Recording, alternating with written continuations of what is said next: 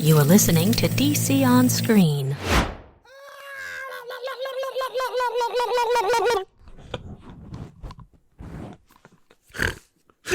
I mean, I certainly heard you. Yep. God only knows what that's going to do to the audio. Or my throat, really. Mm-hmm. Shall I start? I feel like that was audio of a turkey being dragged behind a truck. Yeah, something like that. All right. It was that alien. Mm-hmm. It was that alien that piece of shit Augie shot. I did just see that. Fuck him. Fuck him and everything. Anyway. R.I.P. It didn't sound at all genuine. I was just trying to calm down for you to get the show started. I have real feelings about that alien. Welcome into DC On Screen. What'd it do? Where'd it do it? How long did it do it for? I'm your host, David C. Roberson. This is my lovely co-host, Jason Goss. Hello. I do think you're lovely. Thank you. You as well. Oh. All right, this episode we're talking about Peacemaker 204. Need I say door? Mm-hmm. Oh, of course. Yeah, man. We were just talking about that fucking alien. Yeah.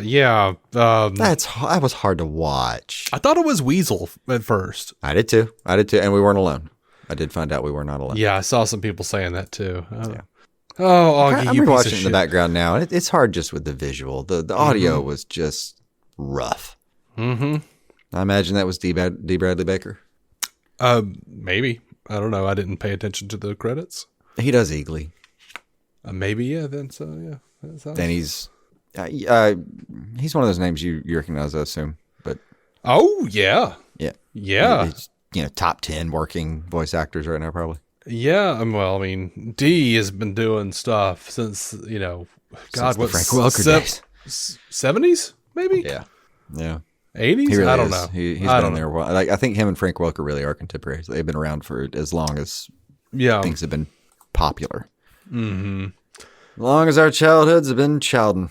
I mean, yeah, he was he was just on what is it I watched? Prodigy, Star Trek Prodigy. As himself or as a no, he was not playing D. Bradley Baker. his corpse was on the screen. It's a hard thing to express. I don't know why. It's funny, like I'm wanting to make sure that I'm accurate because I'm very, very sure he was on Star Trek. He played Murph. He was a some sort of a slime devil, and he's like that's fucking his whole thing is just like noises like this creature. Yeah. God, he's or he does a lot. It took me a really long time to scroll down to Star Trek Prodigy, which just came out. Yeah, he is. Jesus Christ, prodigious. man. Jesus. Prodigious.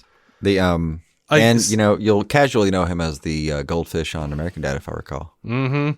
I'll tell you what, like when this motherfucker shuffles off the mortal coil, we're going to have like a whole episode about all the characters he's played in DC. Jesus God. Yeah, I know. Hey, this is like the best we've done maybe ever at ranting at something that was actually fucking appropriate. What do you mean? Well, we just felt like a normal rant, but I was like, wait, D. Bradley Baker's Eagly. We're good. We're in the clear. Yeah. This is still relevant. We're good for once. Yeah. So anyway, I'm seeing a lot of poo-pooing this episode of Peacemaker online. Oh, really? I don't know why. A lot of people saying it's boring, filler episode. Too short. Nothing happened. I don't feel like that was the case. I felt a little more interested in this one than something like one was the closest I felt to being like, okay, all right. I know you had to do that, but yeah, I wish 1 and 2 were released at the same time. I kind of get what they're saying. I'm still loving the show. I think for the pacing of this show, this season, one, a lot of people are comparing it to season 1, which I think it's a very different animal. It's a more personal story about Christopher Smith. Yeah, I mean, we did all the big violent horror show things last time. Mm-hmm. But I think with the pacing of this season, it may have been wise to release 2 at a time because they do feel short. Yeah, just a little. I could see it. But, I mean, I'm kind of watching in the background, so I'm going to be curious about what scenes I come up with here to see if I kind of agree or disagree ultimately. But I know, like, even the door transfer, that was a huge deal. We got, Eagly about to be shot. We got a very tense scene with that. Well, there were dramatic beats, but in the arc of the series... Does that just mean nothing was accomplished by the end of the I think episode? so. Okay. I think that's what they're mad that, like, at the end, and I get it, what they're saying here, what some of these people are saying. At the end of this episode, we are exactly in the same place we were at the end of the last episode. Whereas, like, well, he's about to walk into an ambush from Argus, and Eagly might be in danger. Oh, well, but the door's been transferred, and I think some stuff has really happened. I see the point. Yeah. The closest I get to any traction with that myself probably my thing is, like, cumulatively, I know, like, episode 6, 7, 8 are supposed to just be absolute, bangers as far as shit moving and all that. But the front half, has been, I mean, it's been all set up. Yeah. So we're very much betting on 5, 6, 7, 8 here, really, really pulling out the stops. One of the things I've seen a lot of people talking about is like, oh man, Ads is gonna go with him to that other universe, and that's when he's gonna realize shit ain't right. Shit ain't right. Yeah. As they were talking, I was realizing, wait a second. That'd be funny. For a second I was like, oh wait, I mean, I might be about to be wrong about that Earth X thing, but like, we'll see. Yeah, man. Officially, I said absolutely not. We'll see how it stands. I know. That was scary. I'm scared for you. Hey, I know. Me too. How do you feel about Augie? Look, life is more fun with gambles, though. But you got to be wrong sometimes to do that. Oh yeah. How do you feel about Augie finding the technology instead of inventing the technology? I like it for a lot of reasons. It's funny. Too. It's funny, and it's not going to stretch my disbelief. They've stretched my disbelief enough with Bird and Blindness this season. That's going to max me out the whole season. I just know that going forward. Right. It's fine, but we're using all the mana on one spell here, so that's what I got. So like, I can actually dig the idea that we just found it in the backyard instead of having to sell the idea that guy was a super genius that we didn't know about in any of the DCU before at any stretch. Like no one's worried about him. He's not one of the top 5. Yeah.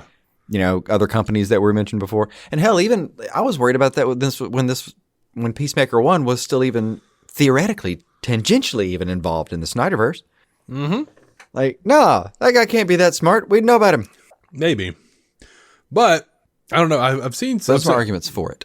I have seen some people who are upset about it. Mm-hmm. I don't know where those people are coming from, because Run it by me. I felt a wave of relief when I was like, oh, okay.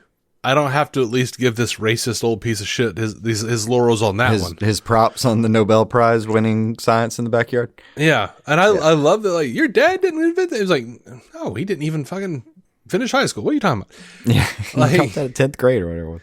Yeah. Now, connected to that, something from their the DC Showcase podcast. Yeah. I'm disappointed with you with this earlier today. The Yes, helmets you did. themselves, Gunn said, and I'm going to paraphrase deeply, but Gunn said the helmets themselves, where in that same conversation, she's like, what about the helmets? It's like, it's a long story. Or something like that. It's complicated, something like that. I don't know. Yeah. Gunn basically confirmed, yes, and it is complicated, and it would take a long time to tell the story. But he pretty much said, like, it's a good story. It does exist. It's in my head. It just would take a while to tell, and I could not fit it into this season. Oh, I'm so disappointed. That is rough, because I was hoping we were edging that way. But me too. Now, that's going to be real funny if you're listening to this episode 5 minutes after you just talked about how people were complaining that the episodes weren't long enough. Mm-hmm. Mm-hmm. Yeah. You got to assume what he means is I didn't have budget time. Or something to that effect. Budget time, or, if he... time on set to even accomplish these things, There's another possibility. Like, in a story, to maintain the momentum, you have to keep it a certain pace. You have to continue to tell your story. You can't be going off into a really long-ass fucking flashback. Yeah, I mean, not everything can have a backstory. Not every prop. Not even really good ones. So if he's got this great ass story that sounds really complicated, he's not going to want to waste it by throwing out a couple of one-liners that explains this or tries to explain this whole thing. You don't want to exposition about it. You would hurt that story, and you would hurt the current story he is trying to tell. Yeah. So yes, I am very fucking disappointed. I respect the decision. I hope I live long enough to see the explanation. I do. It's the kind of thing that like I hope I hope he got close enough to the fire on that one that like for season 3 or whatever venue he can fit it into where we get Peacemaker again. He's like, nah, I was really interested in that. Let's make room for it this time. Yeah. Mm-hmm. Or build something around it. Maybe. I don't know. Yeah. I don't have to, but. Did we adequately cover how you felt about that imp or alien or whatever he was being murdered by Augie? Yes. I mean, it's not going to be an overly articulable thought. It's just, damn, that thing was fucking hard to watch die. Oh, the squills. Mm-hmm. It was sad. Oh, they performed the fuck out of that. Mm-hmm. It perfectly done though. You're meant to be on God, what's his name? Keith's side when he's yelling about like, Dad, stop. Mm-hmm. God, his dad's such a fucking cunt, man. Yeah. Someone was like, 35 years ago, this is what Robert Patrick looked like. And they had like fucking cop from T2, you know? Yeah. I'm like, yeah, that's true. Yeah. You got me there. But like, we have a budget. Right. They did the thing though where they gave him longer hair, right? That's how you do that. Yeah, they gave him a mullet. Yeah. You give him a wig. Yeah. Shove him out there. Gunn said that there was CGI used to de-age him. Was there? That's what Gunn said. Okay. Gunn said it. I also did not believe it myself. I wasn't paying attention is probably the real answer. The other answers are, was it on that take that you did it? Yeah. Or the other answer is Patrick looks worse than I thought he did. I think that's where we were. I think that's where I landed was. He looks a little older than I expected. Oh no. Sorry, poor boy. I'm sorry, man. It'll come for us all. Will come. Yeah. He's it's still a strong old man, you know, able to wield himself, you know. He did some of the dancing. They clearly made a joke about how he's not doing some of the dancing in this thing. He can bend the ear of professional wrestlers. Yeah. Twisted it like a child in his grasp, you know. Still vital. Like a babe grabbing a sturdy finger. Yeah.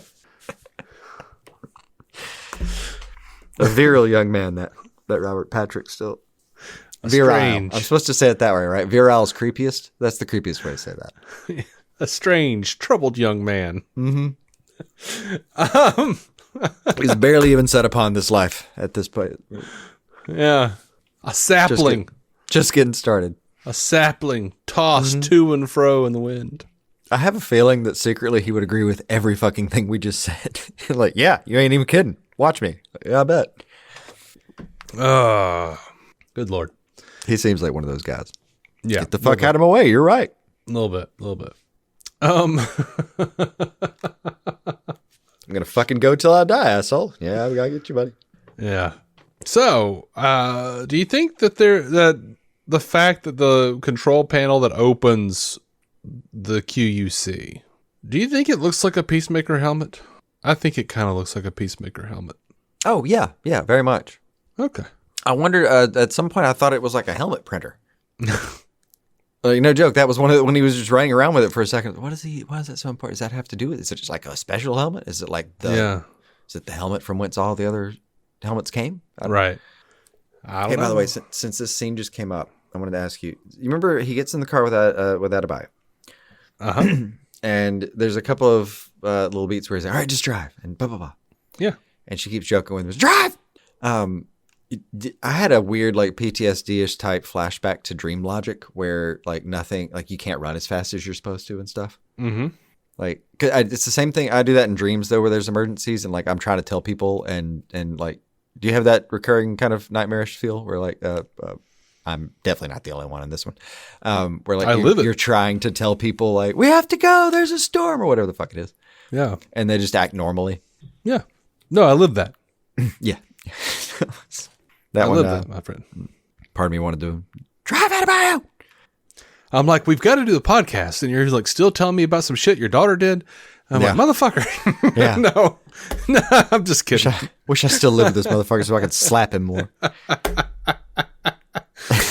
Just,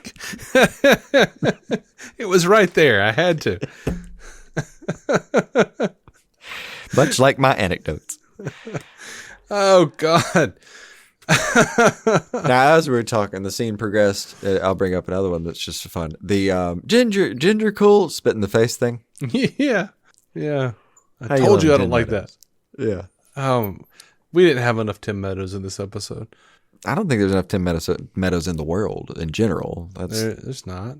The percentage of Tim Meadows in the universe is, I believe, at least a couple units low, you know? But, he's so much fun here, man. Yeah. He's great. I love Economos in this episode, too. Like, just... Didn't he kill? He just fucking...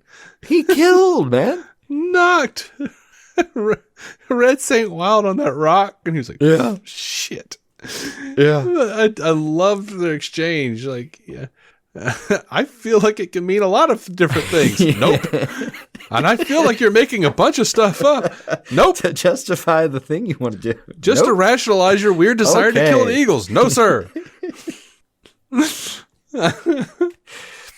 Oh, the extended scene was rough. I hated to watch that. Uh-huh. The poop eating and the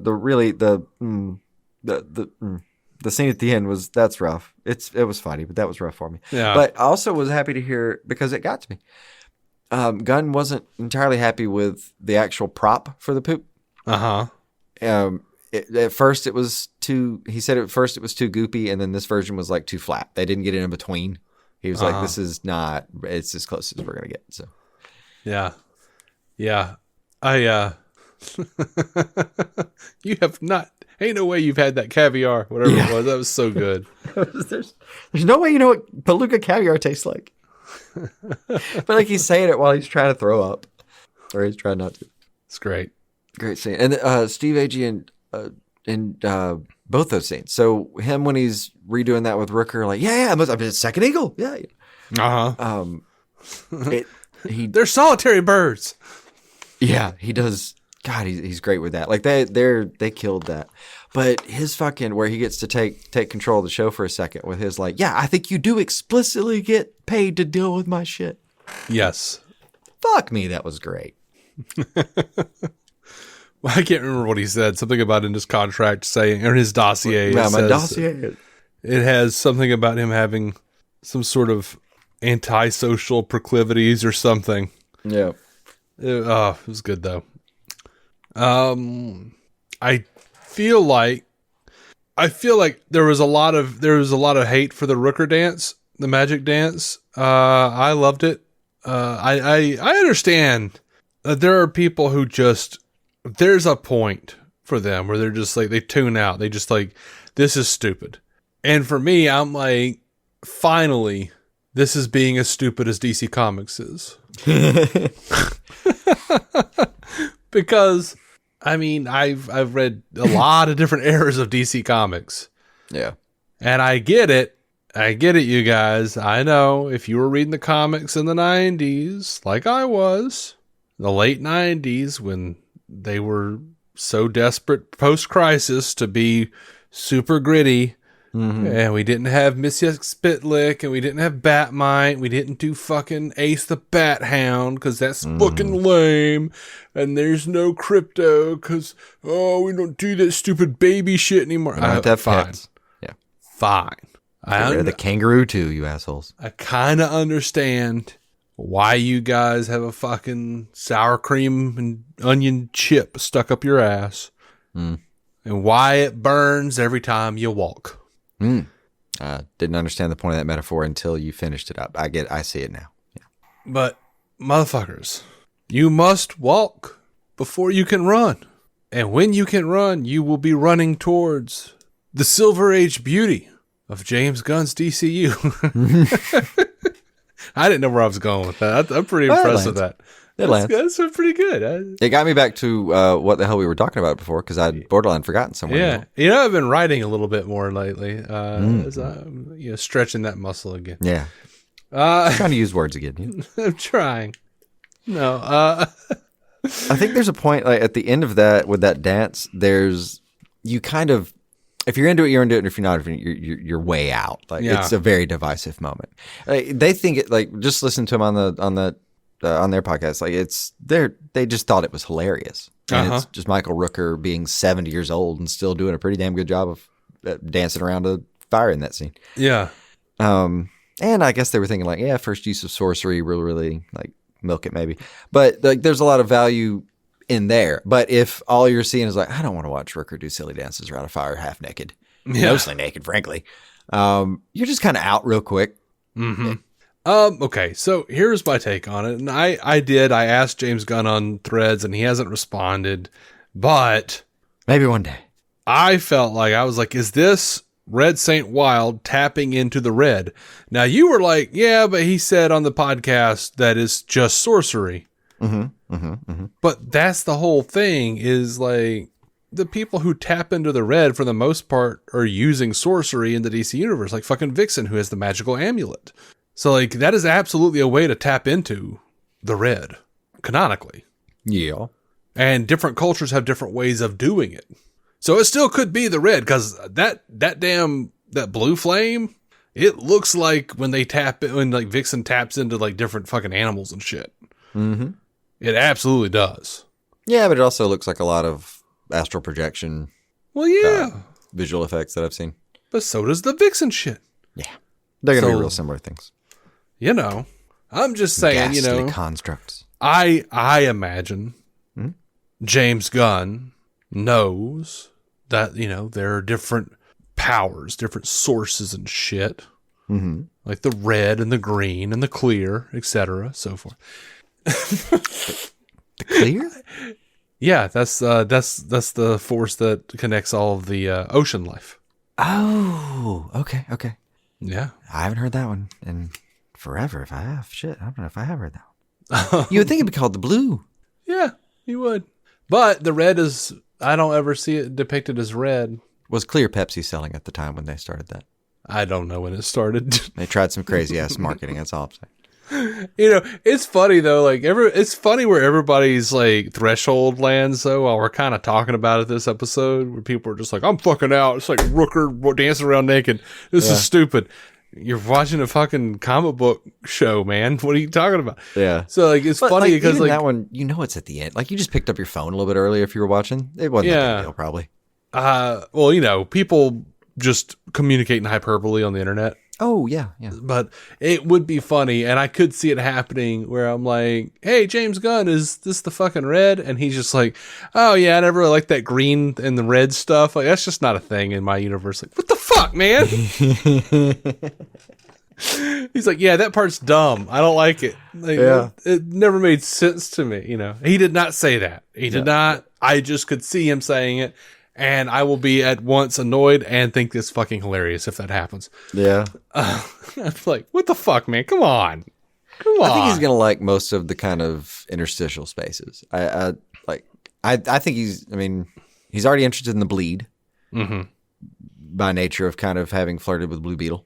I think he'll play with those spaces a pretty good bit. We'll see. I do, however, need some time away from the Still Force after fucking the last couple seasons of The Flash. After the turtle situation? Or the actual Still Force, the actual, I forget what they were called. The children with all the uber power versions of things. Yeah, there's like the one dude in the Letterman jacket who's the Still Force, and he's like, oh, I don't know, Iris is still dying from the time sickness. Like, oh, fuck you. I hate the show. Man, it'd go downhill quick. There's a point toward the end of that show where I feel like a petulant 13-year-old is going, shut up, Dad. Like, I got to that point with it. Like, stop it. Just stop doing that.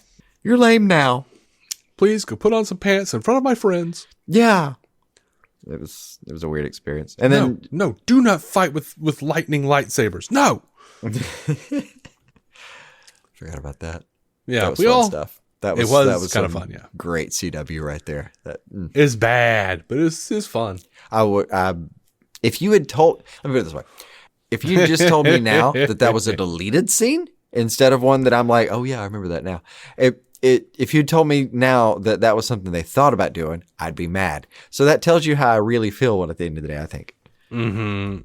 I mean, I don't have a good reason that it's dumber, why it's dumber than anything else they fucking do in any of these shows.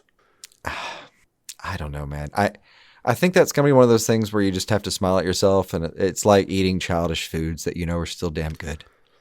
Yeah, it's like if you're just digging in some Kraft macaroni and cheese out the box. Like when the lightning lightsaber fiasco occurred, people were just so over it. They were just, I can't believe this is even still on. I didn't know. I quit, and now I'm fine. This is a thing that's happening, and this is so stupid. And I'm like, but you were on board when he was just harnessing lightning and throwing it out of his fist. Yeah. Or like when he did the little loop-de-loop and did like a white lightning whip or something. Like, there were several things that were stupid in the show. There are. That were just as stupid as the lightning thing. The lightning lightsaber. Have I told you what's become my my least favorite of Flash's powers? I mean, he's really just got like it. Flash has tricks. He's got one power and a bunch of tricks, right? Right. Well, yeah, something like that. But it's the twirly arm one. It's the twirly arm thing where he makes makes a giant wind tunnel or something like that. That one visually is just it looks so dorky. stupid. It's so dorky. I don't know the best word for it. I don't pull that one out very often. Yeah, I get that. It looks dumb. It's a bit sills. Arm cones. Yeah. Anyway. It's one that's fine, but it's my least favorite of his gimmicks. I laughed heartily at Captain Cultural Appropriation. That was a lot of fun. I like this line. Looks like a Saudi prince vomited all over my clothes. Oh, I almost texted you that one. That was beautiful. Yeah. Oh, the hurt in his face when she suggests they might be his clothes. Yeah. There are many moments so far where and they rave about how much better John Cena has gotten as an actor, and I believe everything they're saying because I'm watching the same show. But there's little moments like that where like a little reaction like that where I'm like, okay, those are you nailed that, man. But to be fair, those little moments where he his comedy I think was always there.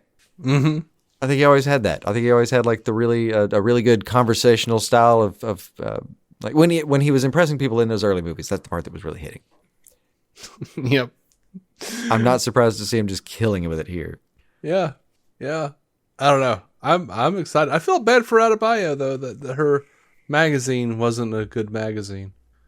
I do. She took it well.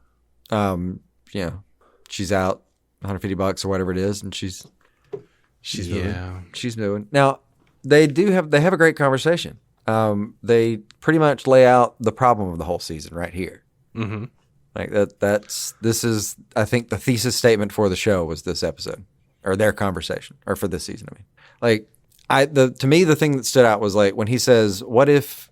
Because what does he call it? Everything good over there, everything bad over here. Is it what if it was a cosmic mistake and I'm really just supposed to be over there and it just got mixed up? And I think that was the thought experiment that was this season, and to see like if he goes through that, what it puts him through emotionally. Yeah.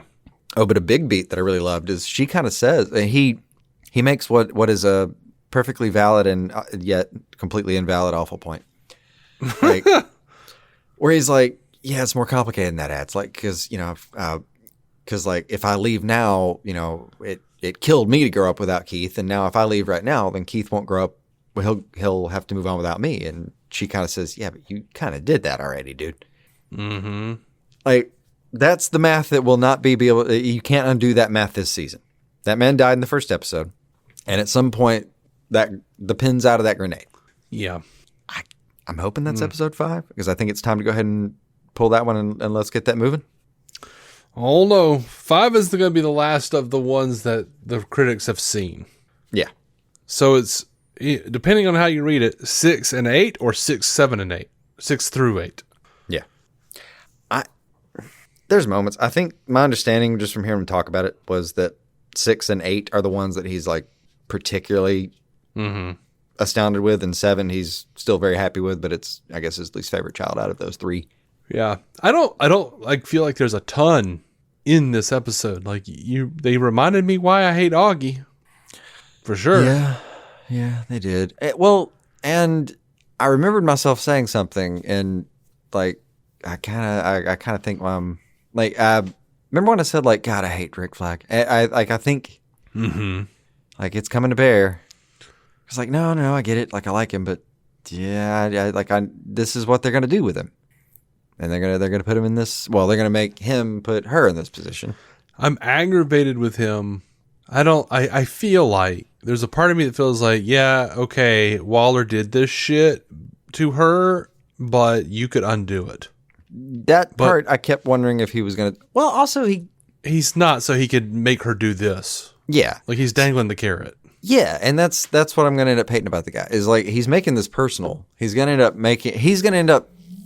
that's where the villainy is going to rest this season. Is it's going to be that he wants this done regardless of whether it's a good idea. And regardless of the harm it'll cause. Definitely. And it's clear it's going to cause plenty. But yeah, like he's telling her there's a way back in, but by what mechanism, buddy? Because I don't know. I mean, yeah, why make her jump through this hoop? Because he wants Chris. That's he where he wants Peacemaker. And that's where we're starting to hate him already. But I do wonder if he'll get a redemptive thing. If not, I don't know. I mean, I hope he does. Something that occurred to me today, listening to them. Almost no chance of it. But they hinted, like James said something that kind of hinted at Langston having kind of no, he didn't. It wasn't a hint. He kind of said like there's more arc here. Just when he was pitching the role to Meadows, he kind of said like, hey, early on it's going to look like it's a little smallish, but just like hold on a second. Just there's stuff I need to show you. Just hang in there. There's a whole arc.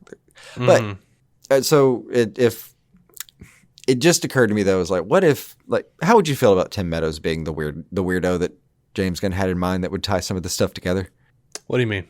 Well, you remember James Gunn said like, somewhere in the universe after Superman, he was like, hey, there's going to be like a character that's kind of my through line, but it's not someone you expect. Oh, you think Fleury's the through line? I think it would be doubtful, but he does look like an outside card to me that would be hilarious. Oh wait, didn't he say that we've already met that person? Did he say we've already met him? I thought he said that. He might have. That would do it. Yeah, that would. I think he did, though, not just said. That would put the kibosh on Fleury. That would be a shame. He would be a hilarious through line. Yeah. Yeah.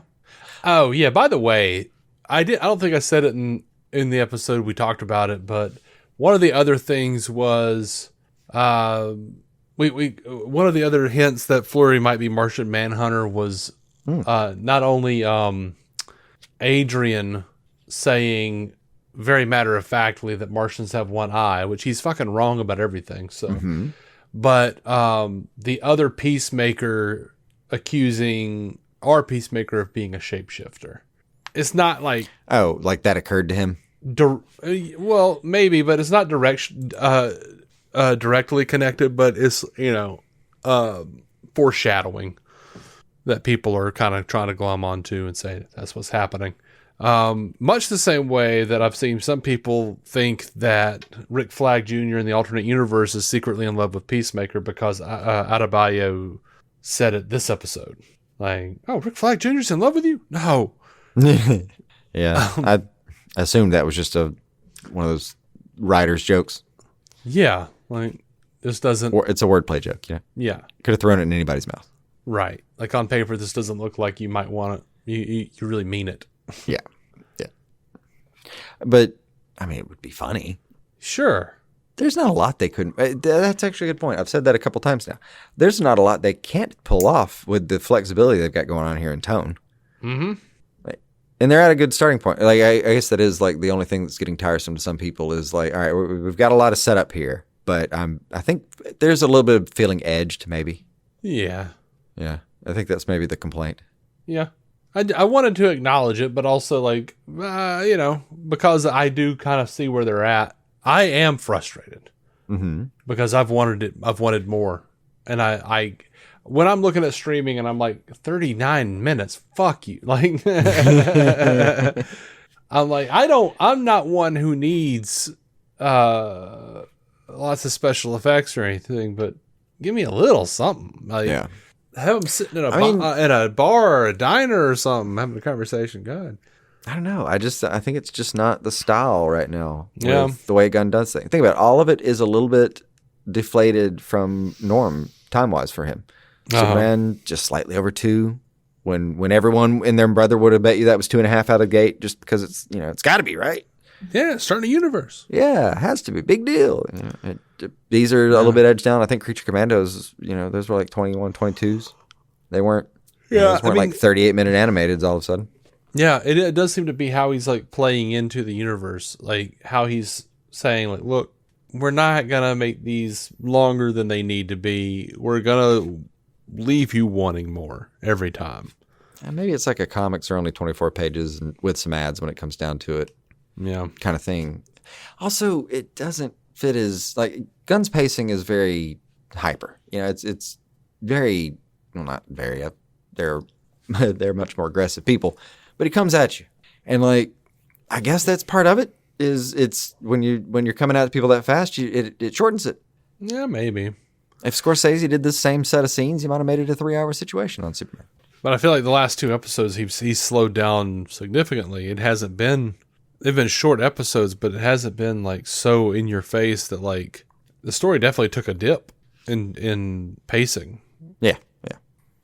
So I take it that's what people are they're feeling. Maybe. I think I was really actually, and where it worked for me is a lot of the conversations that they were having were ones that were eventful for me. Like that conversation with him and Adebayo is probably like 15% of the episode, 20. I mean, it's a chunk. Mm-hmm. But it was everything I've been waiting for a few episodes. So that really worked for me. That was everything you've been waiting for? Yeah, that's one of the things I've been waiting on is them to really address, like, I needed him to go tell someone.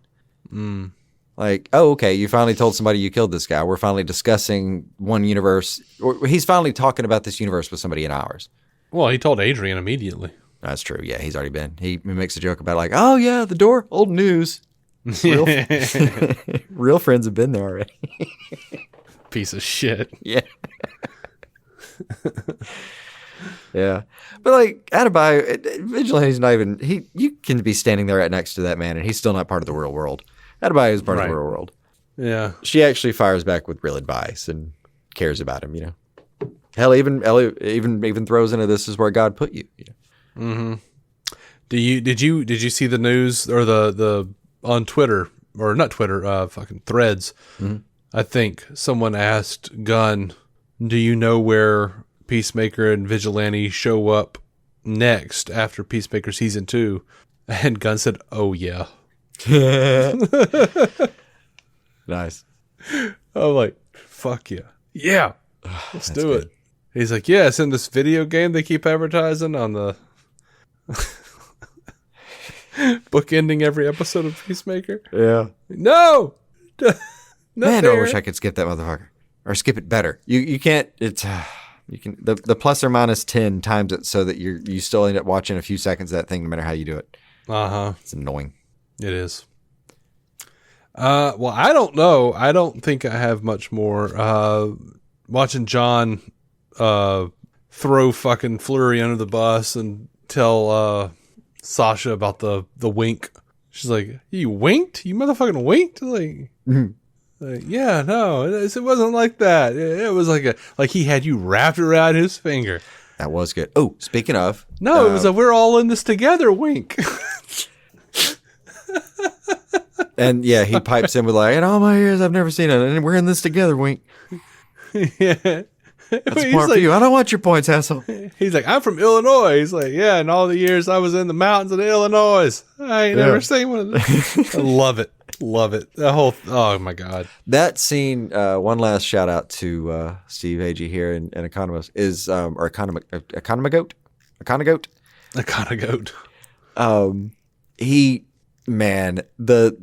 That's fucking stare down with like, yes, I would have your corpse here next to me because of a great moment. Like, oh.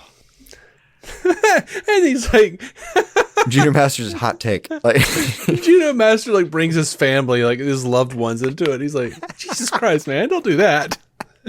Like, they were great, dude. Yeah. Catty little motherfucker. I love him. I see. Like, I was a little bit like, oh, this is a slow episode, but just talking about it with you, I kind of want to go back and watch it again. It's good. I know. I enjoyed it. I love how there was a line that was funny to me that wasn't supposed to be. It was, let's go see if any of these doors work. I didn't know why he asked him to go buy a bunch of doors and hinges.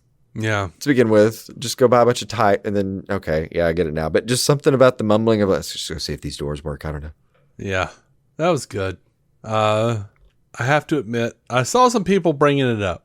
Mm-hmm. And apparently, no, it was not the Evil Dead cabin. It looked like the Evil Dead cabin. I thought it just looked like every cabin I've ever seen. Yeah, it looked kind of like the Evil Dead cabin. Thing about it, though, is like the Evil Dead cabin changes the looks between the 3 movies. And, yeah, as they rebuild the set, because no one in their right mind was going to keep that set around in that. And also, every one of those movies was from a different fucking studio, so they had to redo the fucking flashback and with different actors, and that's why every time you watch it, there's something different going on. But now I will say this: Rob Tapert has said that everything you've seen on screen in every Evil Dead movie is canon in Ash's mind, at least. So, motherfucker be thinking of shit differently all the time. Nice. Now, in that first Evil Dead movie, those damn demons, those deadites, whatever, they did keep rewinding the clock. So, like, I think there are multiple realities going on. You've reminded me of something. What's that? There was one more explanation on that podcast I should tell you about. Oh, sure. Absolutely. Get me back into Peacemaker instead of talking about Evil Dead. Dude, I love the fuck out of Evil Dead, dude. I have so many fucking theories. Like, Evil Dead's something like that. We should have binged that one while we lived together. I'm surprised we didn't. Oh yeah, we still can though. Just ran out of time. We still can though. Yeah. Don't say that. Don't say we ran out of time. Well, that was you. Look, when you call me some nights and then. I know, but you like call me some nights and we like fucking talk for like 5 hours sometimes. Yeah, I know. That's like, my point. It's like, I can come over your house and watch Evil Dead with you. Yeah, I'm just saying, like, I'll put some soundproof up. I'm up till 3 anyway. So and like, then we could do a fucking Patreon, you know? That'd be great. That'll be so we'll set up mics so we don't have to. It'd be great. Or actually, there's so much Evil Dead at this point, we could actually just start an Evil Dead podcast. Probably. Nah, I want to do that now. Fuck.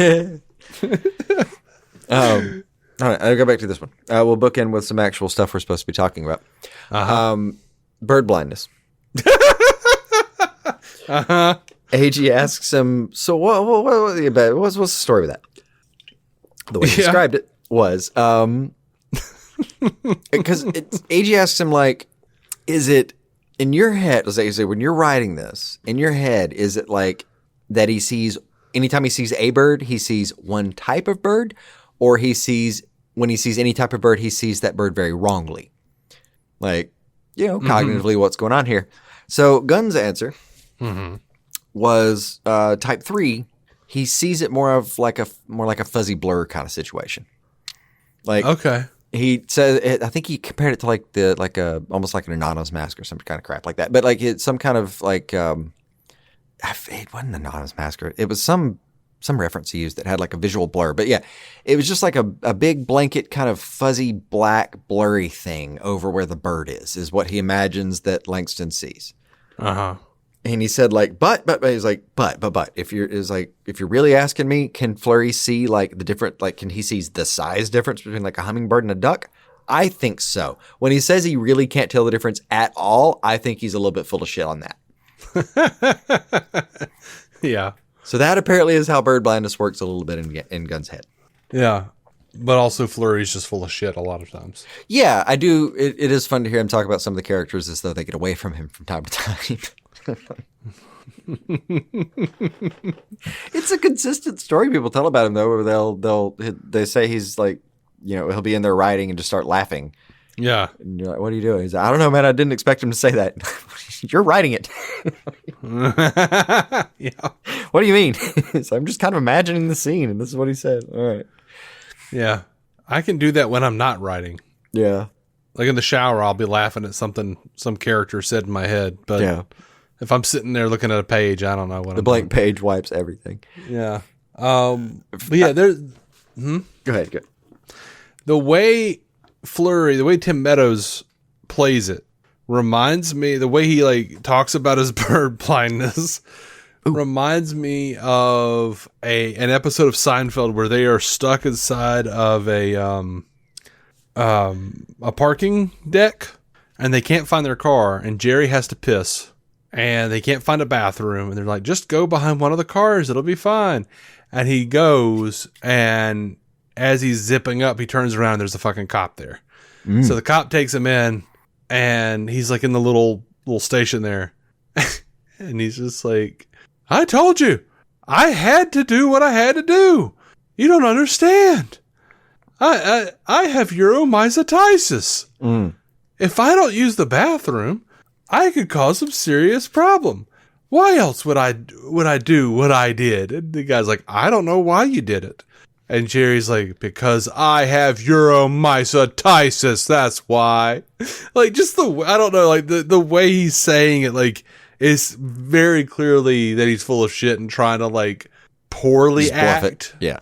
Like, that's how, like, Meadows is coming off to me on some of this stuff, for real.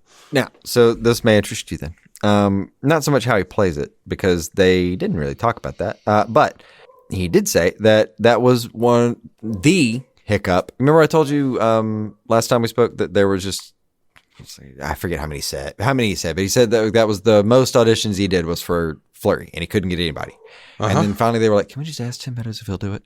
And, he said thankfully the answer was yes and all that. And so fun stories about that. But the thing they couldn't get right was the bird blindness. The other auditions, apparently whatever they were looking for, they couldn't sell it the way he wanted it sold. And finally he was like, Tim Meadows is the only person I know that can do this. Yeah. That's so funny to me. Yeah. I mean, it is a very Tim Meadows thing. Like, I continued to watch the fucking Goldbergs because of Tim Meadows. Like, it was not a good show anymore. Tim Meadows made it a good show. Yeah. Yeah. Yeah. Yeah, it was all that was left. Oh, there was a good moment apparently where in the script it just said that AG was just reading the script, and the script apparently just says spits on Fleury. It's like until he got there and discovered that there was a plan, he was like, I don't want to spit on Tim Meadows. He didn't actually have to, right? No, there was a machine. You should listen to the cast though, because they do a thing where he's like, AG's like, I just didn't want to spit, and like, and Meadows chimes in and goes, in a legend's face. He's like, yeah, I couldn't spit in the lady man's face, or ladies man's face. Oh, so good. It was a good bit. Yeah. Also, Tim Meadows has like the same quality that like LeVar Burton has, where I just want to hug him. Oh yeah, certainly. Weirdly, I have that about Clancy Brown as well. But even though Clancy Brown plays a villain in everything. He does, but my understanding of Clancy Brown is that he's a softie. So I think he probably would be, I think he'd be a hugger. Yeah. I don't know why I have that understanding. I think I ran across just some little anecdote somewhere about him that made me think he was. I don't think I've ever said this out loud. I may have never actually acknowledged it in my own mind. But I long to have my ear against his chest as he says something. With that voice of his. Just want to press it to his chest and have him say, it'll be okay, Dave. I want to press my ear to his chest and say, call me Mercy. Yeah.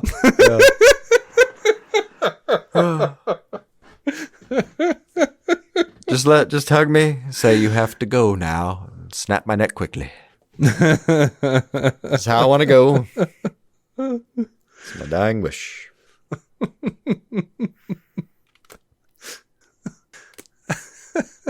I think we should stop. All right. I deeply don't want to go into an hour territory. That's fair. Triple the size of this show. what was a 39-minute episode to watch. Yes. Thank you guys for listening. I hope you join us for the rest of the series. I don't know what the news is looking like, so we might not do one this week. I might be happy to take a breather on that one. Yeah. And but we'll definitely be back for the next Peacemaker episode. It's guaranteed. Until next time, keep some DC on your screen. Bye. Oh man, we hope you enjoyed this episode of DC On Screen. Please consider supporting us at patreon.com/DC On Screen. $1 a month gets you ad-free episodes. $5 adds exclusives like Marvel reviews, warm-ups, comic castaways. And I have also started a free weekly Substack newsletter with updates on my book publishing adventures, podcasts, art, everything I'm up to. davidcrobertson.substack.com. You don't have to join anything. You don't have to sign up for anything. All you have to do is put your email address in the box and you will get my weird ass humor and updates. I think weekly, probably no more than twice a week, but I think it's really just going to be weekly. I would love to see you there. Links are in the show notes. Now here's more Jason enjoying this week's Peacemaker. Yes, that's what's so weird, right? This can only mean one thing. The eagle I was about to shoot was the primal eagle.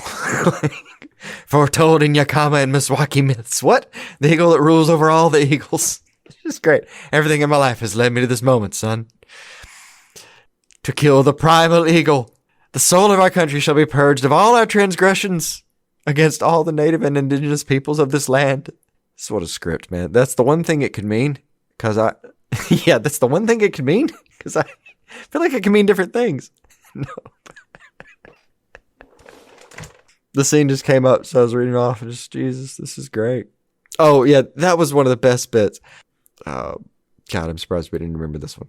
It's kind of strangely condescending to Native Americans. Well, son, we disagree on some of the specifics, but at the end of the day, we both agree what's most important. That so-called Eagly needs to die. We don't agree on that at all. We most certainly do. No. Well, yes, we do. Nope. Kind of most important. Like, he just... It's Rooker's delivery, too. We don't agree on that else. Yes, we do. Yep. Yes, we do. It's perfect. It's perfect balance. Yes. Yes, we do. No. Nope. Beautifully pitched.